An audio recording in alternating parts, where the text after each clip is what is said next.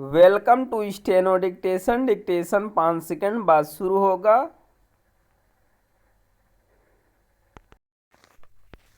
Start.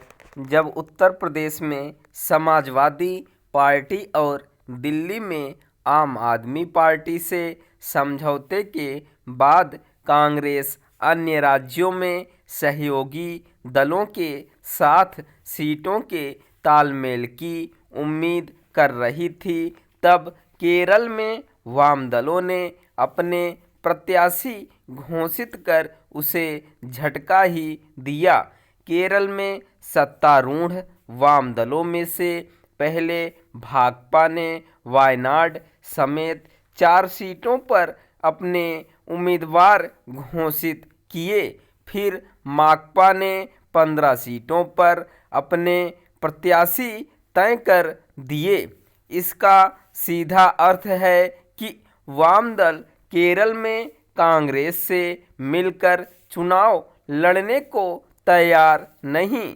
चूंकि राहुल गांधी अभी वायनाड से सांसद हैं, इसलिए उन्हें या तो वाम दलों के खिलाफ चुनाव लड़ने का साहस जुटाना होगा या फिर अन्य किसी राज्य में चुनाव लड़ने जाना होगा। वाम दलों की सलाह तो यह है कि यदि कांग्रेस भाजपा को हराना चाहती है तो राहुल गांधी को उत्तर भारत से चुनाव लड़ना चाहिए।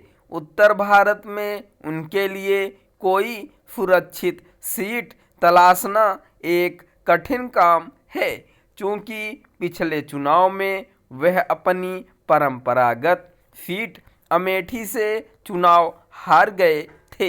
इसलिए इस बार शायद ही वहां से लड़ने की हिम्मत जुटाएं। वह कुछ भी करें, वाम दलों ने केरल में कांग्रेस के साथ वही व्यवहार किया जो बंगाल में ममता बनर्जी ने किया। उन्होंने भी यह कहकर कांग्रेस से तालमेल करने से मना कर दिया था कि बंगाल में ऐसा करने की जरूरत नहीं। उनके इनकार का एक कारण यह भी रहा कि बंगाल में कांग्रेस वाम दलों से मिलकर चुनाव लड़ने को तैयार थी और उन्हें ये दल फूटी आंख नहीं सुहाते।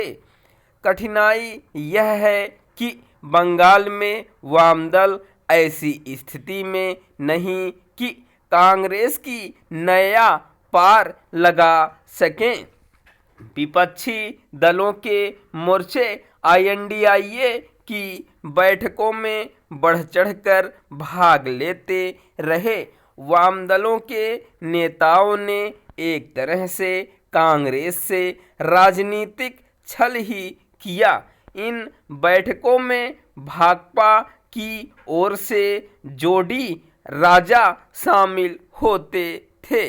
उनकी पत्नी ही वायनाड से प्रत्याशी बनाई गई हैं। यह भी उल्लेखनीय है कि वह पहली बार चुनाव लड़ने जा रही हैं।